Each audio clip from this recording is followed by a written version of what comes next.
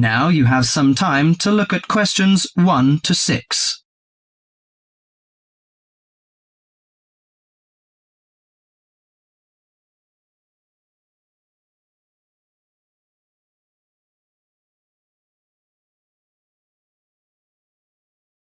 Listen to the conversation and answer questions 1 to 6. Good morning, Country Comfort Albury. Oh, hi. I'd like some information, please. I'd like to find a double room to stay for the weekend. What kind of rooms do you have? Well, we provide a variety range of accommodation depending upon your likes. The guest house room costs $45 per night. It provides air conditioning and shower, and a waterfront room costs $80 per night. It has got its own balcony overlooking the foreshore of the lake. We've got a kid. How do you charge for children? Extra bedding is available if you require that. If the kid is aged 12 and below, the cost is $10 per night for the guest house room and $15 for the waterfront room. Do you have a swimming pool, tennis court or something like that? Yes, we've got a swimming pool which is free for all the guests. But the tennis court charges $8 each hour, including the rent of rackets. How about other facilities? We provide free off-street car parking and internet access. We also installed in-house movies, but that costs $4 per hour. Oh, we don't think we need that. Because of the kid, you know. We don't want him to see movies on the weekend. Well, we also offer ironing equipment in the room. That's useful, I think.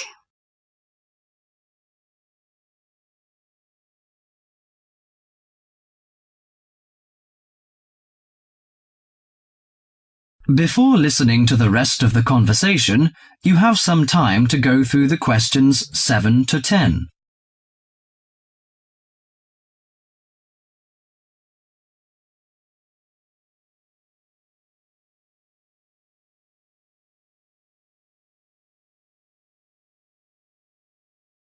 Now listen to the last part of the conversation and answer questions 7 to 10. Great! Could you tell me the address? How do we get there? Yes, it's Country Comfort Albury, Albury, at 648 Dean Street, New South Wales. 648 Dean Street, Dean, is that right? Yes. Well, I wonder what activities are available there in this season. You know, we want to have an indulgent weekend in the boring winter. Oh, you'll not get bored here. You know, Albury is the perfect base for alpine skiing. Besides that, winter's frosty alpine air encourages walks through mist-laden valleys. You can walk alongside rushing streams and waterfalls. After returning to the warm and comfortable lounge, you can sit by the open fire. I think this is the ideal time of year to nourish your body at the Salus Spa. The idea of skiing doesn't appeal to me very much, but it sounds good to have a relaxing walk through the valleys. Maybe after that, I'll have a massage and some soaking in the spa. And you know, this hotel is perfectly located in a quiet position off the main highway in central Albury. It's within walking distance of licensed clubs, restaurants, shops, and the central business district. It's known for its excellent cuisine and warm Australian hospitality. Good. It's a good idea to taste the tasty dishes in one of the restaurants.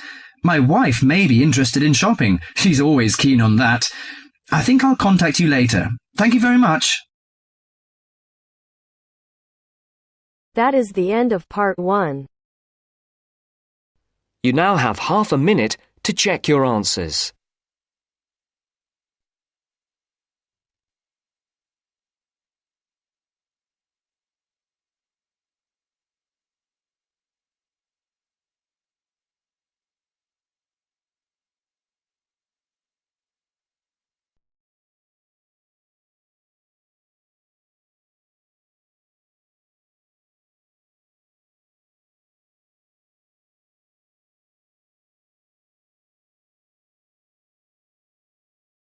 That is the end of part 1. You now have half a minute to check your answers.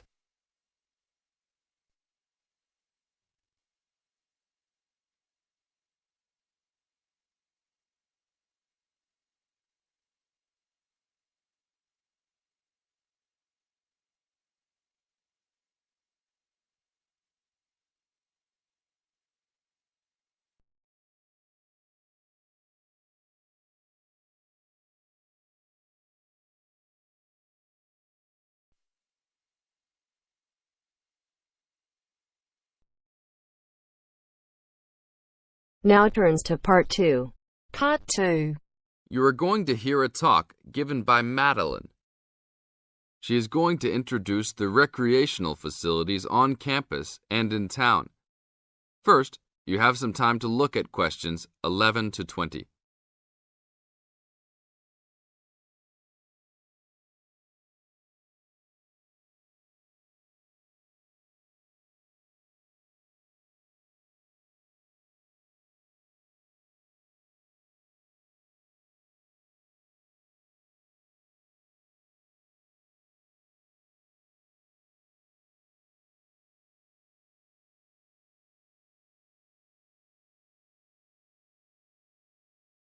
As you listen to the talk, answer questions 11 to 20.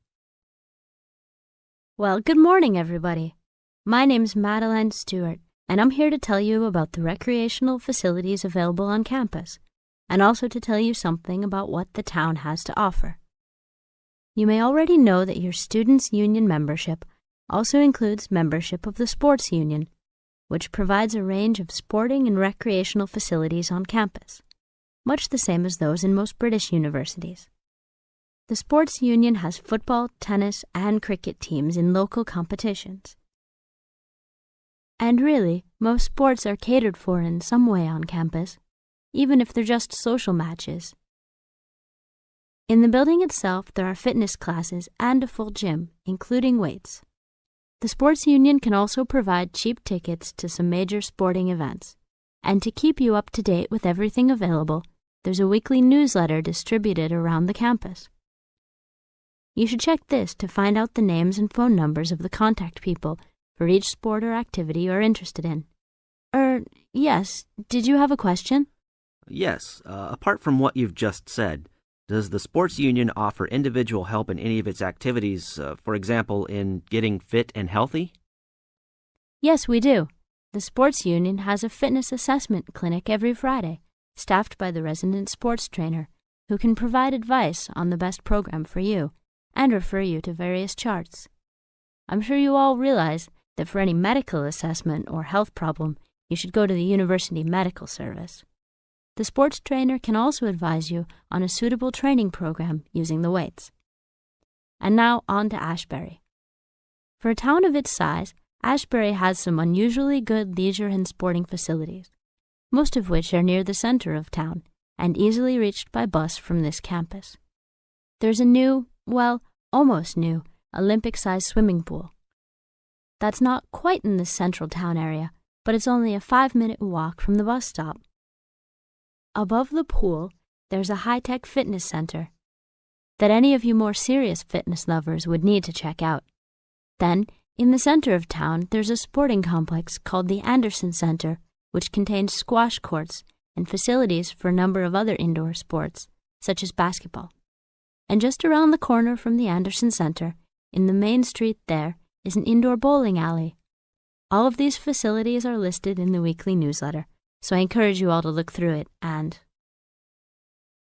That is the end of part 2. You now have half a minute to check your answers.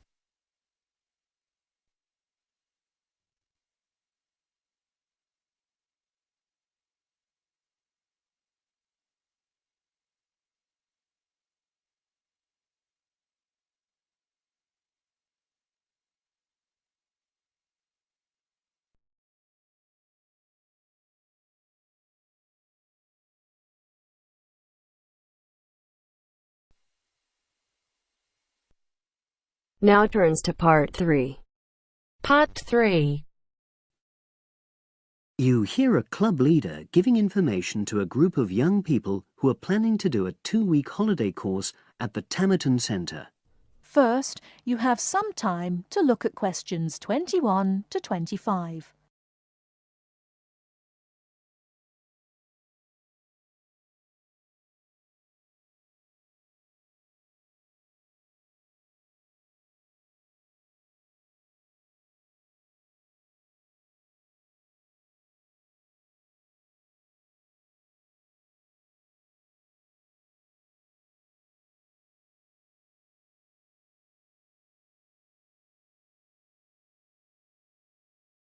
Now listen carefully and answer questions 21 to 25. Hello, everyone. I've been asked to talk to you this afternoon about next month's trip to Tamerton Study Center for the 2-week course. Now, some of the things I'm going to say you may have already heard or read about, but I think it's important to emphasize a few key points. First of all, it's worth reminding you why Tamerton was set up in the first place, in the late 1960s. That was really before all the concern with preserving the environment, which everyone talks about these days. The idea was simply to get people out of the cities and into the country and to find out that just being outdoors can be very rewarding. This is not going to be a holiday in the usual sense. It's called an adventure course because you'll really be stretched to your limits, but that in itself can be a positive thing. The group I took last year, for example, said that although they actually felt pretty weak and exhausted all the time, it really made them learn a lot about themselves and increased their confidence. And in the end, that's the most important thing. Now, all of you knew about policies at Tamerton before you signed up for it, so you know that in many ways it's quite old-fashioned. You don't have a lot of choice in what you do. But something which I think makes the place so special is that you get to try so many different things every day. For instance, one day you'll do climbing, and the next you'll be surveying rock pools. It's not intended that you become an expert in any of them. It's more like a taster, which you can follow up if you want. And there isn't a lot of free time. Organized activities and talks, etc., go on until 9 p.m., and lights go out at 11 p.m. There are table tennis tables with all the equipment and board games, though I have to say the pieces often go missing, so it's a good idea to take your own. There's a DVD player with a good selection of films suitable for this age group, so don't take yours. Bedtime at 11 p.m. is strictly enforced. And there's a good reason for this. You're all under 18, and we organizers need to know that all group members are accounted for in the house as we close for the night. And of course, you'll be so exhausted anyway that you'll be too sleepy to want to cause any trouble. Before you hear the rest of the talk, you have some time to look at questions 26 to 30.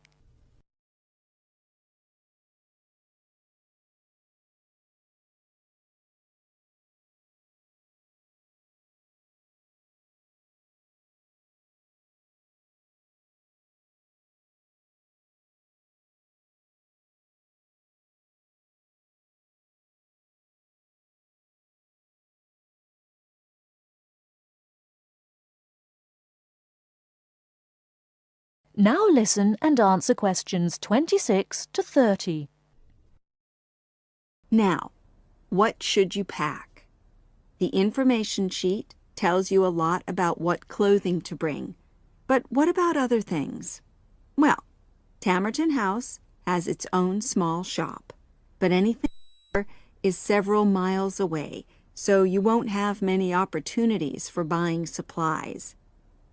So in this last part of my talk, I'm going to explain what objects you should take with you to the center, what you can take if you want, and also, very importantly, what you cannot take. Several of you came up to me before this talk and asked whether you can take things like kettles or hair dryers. The answer is there are plenty of these electrical appliances available in the center, and they are of the proper voltage and are checked regularly. Yours may not be, so the rules at Tamerton say you can't bring them into the center because it's considered a fire risk. Remember, it's a very old house. Now, another question was about cell phones. Although you definitely can't have them on during inside talks, you equally definitely need them when you're out on exercises. So they're a must, I'm afraid. Anybody who wishes to talk to me about borrowing a phone for the fortnight, please see me after this talk. Now, the weather's heating up at the moment, and you'll be outdoors a great deal. If you wear proper clothing, especially a hat, sun cream is optional. Also, they sell high-factor cream in the shop, so you don't have to take any of your own unless there's a special kind you use. Now, there's a special note about things like deodorants, which come in aerosol cans. I need to tell you that these are banned in the center because apparently they have the habit of setting off the fire alarms. If you want to take an aerosol can, you'll actually be at risk of being told to leave. And finally, people have been asking about whether they need to take towels. Well, the center does provide 1 towel per guest, which you're required to wash yourself. If you're happy with that, then don't bring another. If not, take one of your own. Just remember how much outdoor exercise you'll be doing and how dirty and wet you'll be getting. That is the end of part 3. You now have half a minute to check your answers.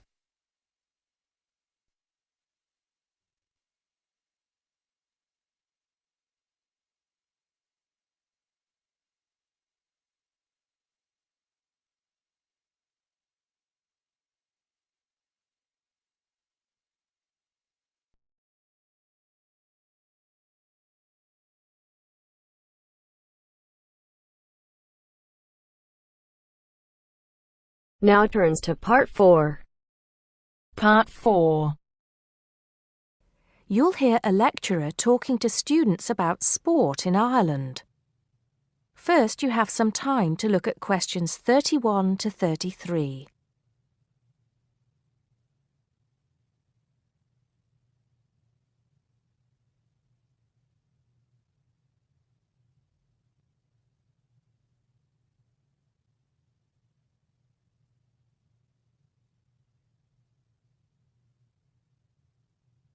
Now listen carefully and answer questions 31 to 33. Now, today we're going to be finding out about the most popular sports in the Emerald Isle. That's Ireland, of course. Can you guess what they are? Well, there are these 2 lesser-played games, a form of rounders and Gaelic handball. But we'll start with one which is perhaps over 3,000 years old, arriving in Ireland with the Celts, some claim. That may be a slight exaggeration, but I consider it to be the fastest field game in the world, and it goes by the name of hurling. Well, that's what it's known as in the English-speaking world anyway. So, what do you have to do? You've got 15 players on a team, one of them the goalkeeper. Each one has a stick called a hurley. Here you are. I've brought mine along. Had it since I was at school. This is what it looks like, and basically you have to get this ball, called a sliotar, that's S-L-I-O-T-A-R, so it's not spelt the way it's pronounced. You hit it into the net for 3 points, or you can hit it over the net for 1 point. The goal looks like the letter H, with the net under the crossbar. The goalie has a bigger stick than the others to help keep the ball out. You can also catch the sliotar and run with it for 4 steps maximum, or bounce it on your stick. Is that clear to you all? I'll be showing you a video a bit later, so you can see what a game actually looks like. You might like to think of it as a mixture of lacrosse, hockey, and baseball. Oh, and it's played by women too, but it goes by the name of camogie in that case. Before you hear the rest of the talk, you have some time to look at questions 34 to 40.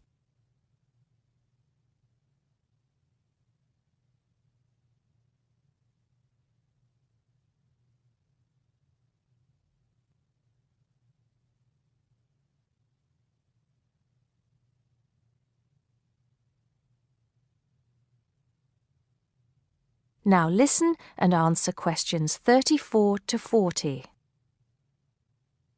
I'll give you a bit of the history, shall I now? Generally, the golden age of the game is considered to be the 18th century. But systematic rules were first agreed and drawn up at that great shrine of learning, Trinity College Dublin, in 1879, founding the Irish Hurling Union, closely followed just a few years later by the formation of the Gaelic Athletics Association. With greater organisation last century, the All-Ireland Hurling Championship got off to a flying start, and I'm proud to say that my own native city of Cork has won more than 20 titles over the years. But then, so have Kilkenny and Tipperary. Is it only played in Ireland? No. Well, it is the only country with a national team at the moment, but you may be surprised to discover there are hurling clubs in London, as well as in America and Argentina, to name just a few. The other game I'd like to take a little time to introduce you to is Gaelic football, which is played on the same pitch as hurling with the same number of players, but there's no net. You just have to get the ball over your opponent's goalposts, and you can do that by kicking or punching the ball. However, you're not supposed to do that to the players, I might add. Imagine it as a combination of soccer and basketball. But in my opinion, it's a more exciting spectacle than either of those. Excuse my bias, if you will. It's also very popular with women. In fact, there are more women's teams than for any other sport. Whether despite or because of the physical contact involved, I wouldn't like to say. They do play a shorter game, 60 minutes, rather than the men's 70. So, let's have a look. If we can have the lights down, I'll see if I can get this technology to work. That is the end of part 4. You now have half a minute to check your answers.